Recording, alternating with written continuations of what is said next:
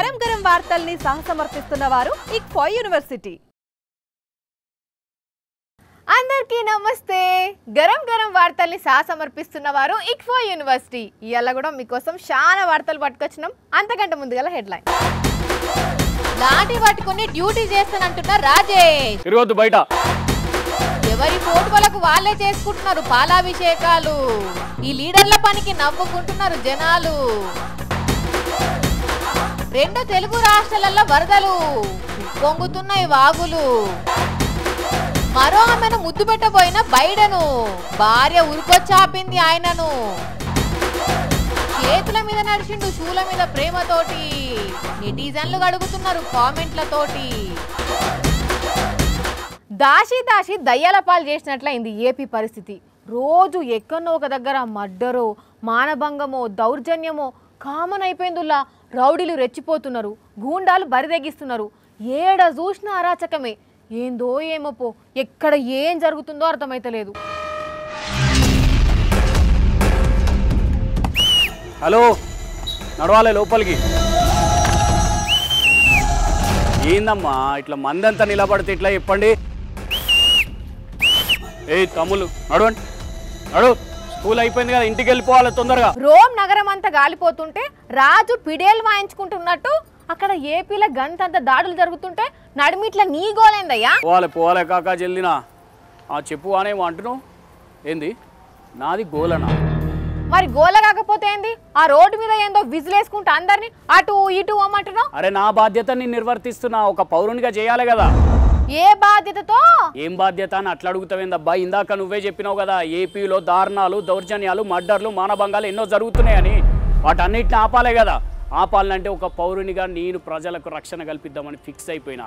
ప్రతి పౌరుడు కూడా యూనిఫామ్ లేని పోలీసే అని గుర్తు చేస్తున్నా. ఒక పౌరునిగా వాళ్ళకి నేను రక్షణ ఇస్తా. అబ్బో దిగొచ్చిండయ్యా శంభశద్రం. భద్రత కల్పించేందుకు పోలీసులు ఉన్నారు, హోమ్ మినిస్టర్ మేడం ఉన్నది, ఆమె చూసుకుంటది కదా. ఏంది మళ్ళీ ఒకసారి చెప్పు. అవును, ఏమన్నా ఉంటే హోమ్ మినిస్టర్ చూసుకుంటది కదా. వినబడతలేదు. ఏంది మళ్ళీ ఒకసారి చెప్పు చెప్పు చెప్పు చెప్పు. ఏంది ఎటకారమా? ఏటకారం ఎవరిదో హోమ్ మినిస్టర్ మేడం మాటలు ఇంటే తెలుస్తుంది. నిన్న అనిత మేడం ఏం మాట్లాడిందో వినొకసారి. ఇప్పుడు నేనేమైనా చెయ్యాలనుకుంటే నేను లాఠీ పట్టుకుని తిరగాల, నేనేమన్నా చెప్పండి, ఇలా గన్ పట్టుకుని తిరగాల. నేను లాఠీ పట్టుకుని తిరగాల, నేనేమన్నా చెప్పండి, ఇలా గన్ పట్టుకుని తిరగాల. విన్నావా? స్వయాన హోమ్ మినిస్టర్ మేడమే ఈ మర్డర్ల గురించి మాట్లాడుకుంటూ నేనేం చేయాలి, లాఠీ పట్టుకొని రోడ్ల మీద తిరగాల లేకపోతే గన్ను పట్టుకొని తిరగాల అంటున్నది. శాంతి భద్రతలు కాపాడాల్సిన హోమ్ మినిస్టర్ మేడమే అట్లా మాట్లాడితే ఈ సర్కారు పబ్లిక్ని ఏం కాపాడుతుంది అని అనిపించదా పబ్లిక్? అందుకే హోమ్ మినిస్టర్ మేడం కర్రలు పట్టుకొని తిరగదు కావచ్చు, లాఠీలు పట్టుకొని తిరగదు కావచ్చు, నేను తిరుగుతా, నేను పబ్లిక్ని కాపాడుతా. అందుకే బయటకు వచ్చిన కర్ర పట్టుకొని. అబ్బా, ఇన్నాళ్ళకి ఒక మంచి పని చేస్తున్నావు అనిపిస్తుంది రాజేష్ నిన్ను చూస్తుంటే. అరే హోమ్ మినిస్టర్ అయి ఉండి అట్లా మాట్లాడేంది అనిత మేడం? మేడమే గన్ను లాఠీ పట్టుకొని తిరుగుతూనే ఈ దారుణాలు ఆగుతాయా? ల్యాండ్ ఆర్డర్ కంట్రోల్ చేయడం అంటే ఇదేనా? పోలీసులతోని మీటింగ్లు పెట్టి అలర్ట్ ఉంచొద్దా? అట్లాంటప్పుడు హోమ్ మినిస్టర్గా ఉండుడెందుకు? ఏం చేయమంటావు వాని? ఒక్కొక్క ఘటన చూస్తుంటే గజ్జుం అనిపిస్తున్నది. అరే అసలు మనం ఏపీలో ఉన్నామా ఇంకెక్కడన్నా ఉన్నామా అనిపిస్తున్నది. ఒకరోజు మర్డరు, ఒకరోజు మానభంగం, ఒకరోజు దాడులు. ఏంది అసలు? ఏం జరుగుతున్నది రాష్ట్రంలో? అవును, చిన్న పిల్లలను కూడా చూడకుండా రేపులు జరుగుతున్నాయి. దుఃఖం వస్తుంది. అరే నడి రోడ్డు మీద అందరూ చూస్తుండగానే కత్తులతోని కాళ్ళు చేతులు నరుకుడైంది వాని ఘోరంగా. ఆఖరికి పోలీసుల మీద కూడా దాడులు జరుగుతున్నాయంటే ఇక ఏపీల రక్షణ గాల్లో దీపమేనా? ఇవన్నీ చూస్తుంటే భయం వేస్తుంది. అందుకే వైసీపీ నేతలు రెడ్ రాజ్యాంగం అమలైతుంది ఏపీలా అనేది. అట్లనే ఉన్నది. మరి మొన్నటిదానికి ఎట్లుంటుండే ఇప్పుడు ఎట్లున్నది రాష్ట్రం? టీడీపీలు అయితే బెదిరిస్తున్నారట, పోలీసులను అసలు లెక్క చేస్తలేరట. అందుకే బాధ్యతాయుతమైన పౌరుడిగా నేనున్నా, నా వంతుగా ఏదో ఒకటి చేయాలనే ఆలోచన చాలా మందికి కలుగుతున్నది నాలాంటి వాళ్ళకి. నువ్వు అట్లనే చేయి రాజేష్. యూనిఫామ్ వేసుకున్న ప్రతి ఒక్కరూ పోలీసే అన్నట్టు. శాంతి భద్రతలు కాపాడేందుకు పనిచేసే ప్రతి యువతి యువకుడు హోమ్ మినిస్టరే. మంచి చేస్తానంటే ఎవరొద్దంటారు? కనీసం మీలాంటి యువకులను చూస్తేనన్నా అనిత మేడం ఇంకోసారి ఇట్లా అన్నదేమో. నచ్చిన హీరో కోసం అభిమానులు, నచ్చిన రాజకీయ నేత కోసం కార్యకర్తలు ఎన్నో పనులు చేస్తుంటారు. వాళ్ళ కటౌట్లు కట్టుడు, వాళ్ళ కోసం రక్తదానాలు చేసుడు, వాళ్ళ ఫోటోలకు పాలాభిషేకాలు చేసుడు, ఇట్లా తీరొక్క పనులు చేస్తుంటారు. కానీ అదేందో ఇక్కడ విచిత్రంగా ఎవరికి వాళ్ళే పాలాభిషేకాలు చేసుకుంటున్నారు మళ్ళా. ఎవ్వరి డప్పు వాళ్ళే కొట్టుకోవాలి, ఎవరి పాలాభిషేకం వాళ్ళే చేసుకోవాలి. అవును నిజమే.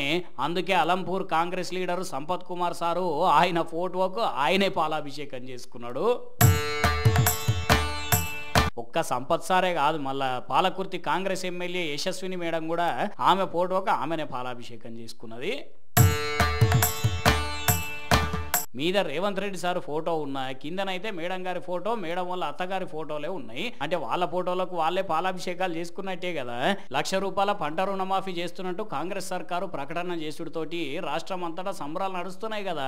ఆ సంబరాల్లో పాల్గొన్న సంపత్ సారు, యశస్విని మేడము ఇట్లా వాళ్ళ ఫ్లెక్సీ ఫోటోల మీద వాళ్ళే పాలు పోసుకున్నారు అన్నట్టు. మామూలుగానైతే పార్టీ కార్యకర్తలు ఇట్లా అభిషేకాలు చేస్తారు, కానీ ఇక్కడ వీళ్ళే అభిషేకాలు చేసుకుంటూ చూసి హవ్వా ఇదేం చిత్రముల్లో అన్న నవ్వుకుంటున్నారట. ఈ ముచ్చట తెలిసిన జనం 10కి 15 అని అరటి పండ్లు అమ్ముతే నమ్మొచ్చు, కొనొచ్చు. కానీ 10,000 పెడితే 10 లక్షల లాభం వస్తుంది. దినం 50,000 అకౌంట్లు వేస్తాం. చెక్కులు కావాలంటే చెక్కులు ఇస్తాం.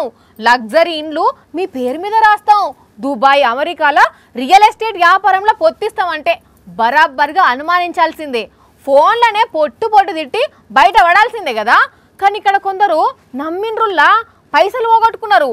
కాకపోతే ఎట్లా పైసలు పోగొట్టుకున్నారన్నదే వార్త.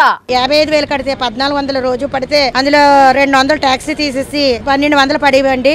ఇది ఏంటో గవర్నమెంట్ సంబంధించింది అయ్యి ఉంటది. మనకి ఇది ఇంత కరెక్ట్ గా వేస్తున్నారంటే ఇది మంచిదే కదా అనేసి నేను కట్టాను. ఇన్నారులా ఇదట కథ.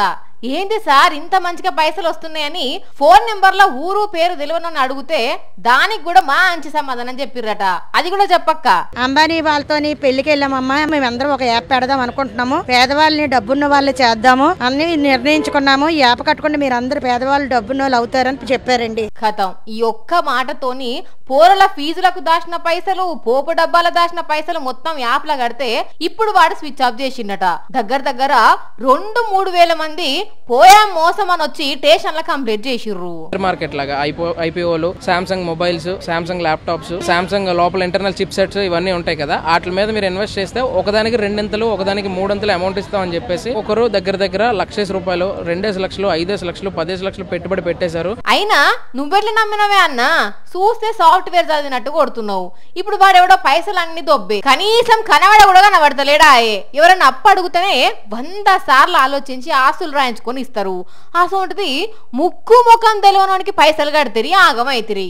అయ్యా పోలీస్ సార్లు చూసిండ్రు కదా, జర ఈ పంచాయత్ జల్దిన దెంపి పైసలు వచ్చేటట్టు చూడుండ్రి. సార్లు మీకు పుణ్యం ఉంటది. మోసపోయేటోళ్ళు ఉన్నంత కాలం మోసం చేసేటోళ్ళు పుట్టుకొస్తూనే ఉంటారు. పోన్రి. శతకోటి దరిద్రాలకు అనంత కోటి ఉపాయాలు అని అంటారు కదా. చాలా మంది అదే సూత్రం ఫాలో అవుతుర్రులా. అబ్బో చాలా కష్టం అనుకున్న పనులకు కొత్త చిట్కాలు కనిపెడతారు. ఇంకొందరేమో అందరు లెక్క కాకుండా గమ్మత్ ఐడియాలతోని వాళ్ళకు ఎదురయ్యే సమస్యల నుంచి గట్టెక్కుతారు. అది చూడుండి ఆ అన్న ఏం చేసిండో. అగ్గరు కార్ డోర్ తీసుడుతోనే చేతులు కింద అనిచ్చిండు. అక్కడ రోడ్డు మీద నీళ్లున్నాయి. కాలుతోనే డోర్ మూసిండుగా. మరి ఏం చేస్తాడు? ఆయన బాధ ఆయనది. ఇంకా చూడండి ఏం చేస్తాడో.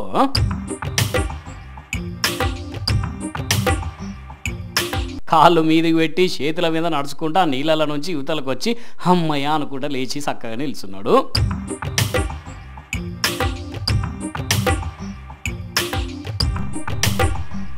ఈ అన్న వేసుకున్నాయి కొత్త బూట్లట, మస్తు రేటు పెట్టి కొన్నాడట. అవి తడుస్తాయని ఇట్లా ఉపాయం చేసిండు అన్నట్టు. కొంతమంది ఈ అన్న టాలెంట్ని చూసి మెచ్చుకుంటుంటే ఇంకొందరేమో తెలివితేలారినట్టే ఉన్నది, ఆ బూట్లు ఇప్పి చేతులు పట్టుకొని నడిచొస్తే అయిపోయేదానికి గింత ఓవర్ యాక్షన్ సీన్ అవసరమా అని కామెంట్లు చేస్తున్నారు. మొత్తానికైతే ఈ వీడియో ఇప్పుడు సోషల్ మీడియాలో తెగ వైరల్ అవుతున్నది. తెలంగాణలో వానలు 5 రోజులున్నాయని వాతావరణ శాఖలు చెప్పినారు కదా. ఇప్పటికే చాలా చోట్ల వానలు పడుతూనే ఉన్నాయి. ఆ వానలకు ఒక్కో కారణైతే మామూలు వరద కాదు, ఇండ్లకు వచ్చినాయి నీళ్లు. ఇంకొన్ని జాగాలనైతే వాగులు పొంగుతున్నాయి. అమ్మో మామూలుగా లేవు. వామ్మో ఏం వరదలు ఇవి! రోడ్లకు వాగులకు తేడా తెలుస్తలేదు కదా.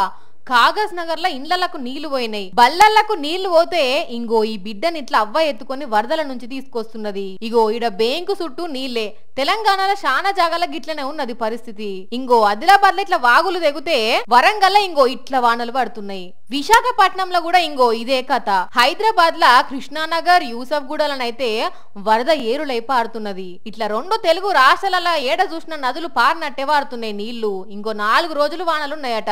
ఇక వాగుల కాన్నైతే ఉప్పొంగిపోతున్నది వరద. కొత్తగూడెంలోనైతే మరీ దారుణంగా ఉన్నది పరిస్థితి. పెద్దవాగైతే 3వ జాగల్లో వరద ముంచుకొచ్చిందట. ఏ టైంలోనైనా తెగే ప్రమాదం ఉన్నదట. అయితే ఇదే వాగుతాట దగ్గర 30 మంది చిక్కుకుంటే 2 హెలికాప్టర్లు పెట్టి కాపాడినరు. ఇక పీగన్నవరంలా మండలం గంటి పెద్దపొడి నాడ నదిపాయకు గండి వరడుతోని ఇంకో వీళ్ళు ఏదో సినిమా చూసినట్టే చూస్తున్నారు. వరద పెరిగితే ఎంత డేంజరు, పోయి ఇంట్లుండొచ్చు కదా. ఇక అట్లనే తెలంగాణ నయగార జలపాతం కాడ కూడా మస్తు వరద వస్తున్నది. ములుగుల పడ్డ వానలకు ఇంత వరదొస్తున్నది. ఎవరైనా అక్కడికి పోవాలనుకునేటోళ్ళు అస్సలకే పోకుండ్రియా. ఇప్పటిదానికి అన్ని తీర్ల వార్తలు చూసిరు కదా, ఇంకిన్ని వార్తల్ని ధనాధనలో వరుస పెట్టి చూసేయండి.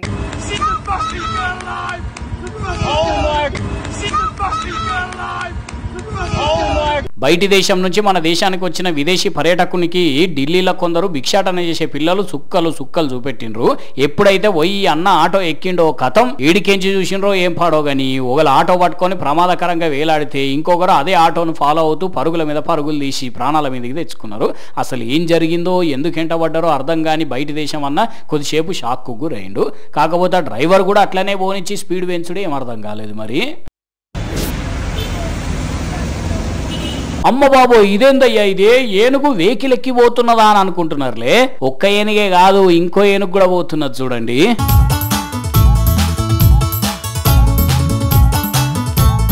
అయినా ఈ ఏనుగులు మస్తు బరువు ఉంటాయి కదా, అసలు ఈ వెహికల్ ఎట్లా ఆపింది, కదలకుండా ఇవెట్లున్నాయి అంటే అసలు ఇవి ఏనుగులు అయితే కదా ఉత్తయ్యే బొమ్మలు.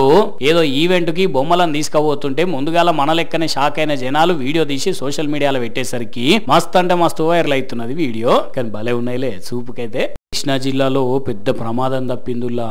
విజయవాడ నుండి ఉయ్యూరుకు ఆర్టీసీ బస్సు పోతుంటే సడన్ గా స్టీరింగ్ రాడ్ ఇరిగేసరికి బస్సులున్న ప్రయాణికులంతా మస్తు కేకలు పెట్టిండ్రట. కానీ టైంకు డ్రైవర్ అన్న గుండె ధైర్యంతో చాకచక్యంగా వ్యవహరించి బస్సును అదుపు చేసేసరికి అందరూ ఊపిరి పీల్చుకున్నారు. కానీ బస్సు పరిస్థితి చూడండి రోడ్డు మీద ఎట్లున్నదో. రిపేర్ అయితే చేస్తున్నారట కానీ అయ్యలు ఆఫీసర్లు జర బస్సులను బయటికి పంపేటప్పుడే మంచిగా చెకింగ్ చేసి పంపుండ్రి. ఏం తక్కువ 60-70 మంది ప్రాణాలు.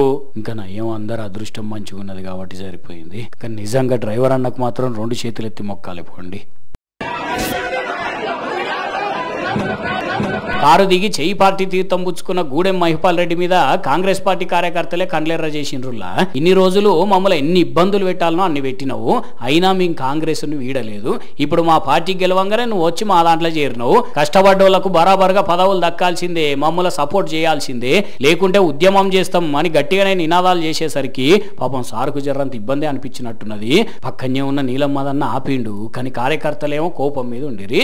ఆఖరికి మళ్ళీ పోలీసులు ఎంటర్ అయ్యి బుద్ధిగరిచ్చేసరికి పంచాయతీ సద్దు మనిగింది. ఇగో ఇవి ఇక్ఫా యూనివర్సిటీ సమర్పించిన గరం గరం వార్తలు. మళ్ళొచ్చే ఎపిసోడ్లో ఇంకిన్ని గరం గరం వార్తలతో కలుద్దాం. మన టైం అయితే గుర్తుకున్నది కదా, రాత్రి 8:30కు మళ్ళా తిరిగి ఉదయం 8:30కు. మర్చిపోకుండా చూడుండ్రి. టాటా.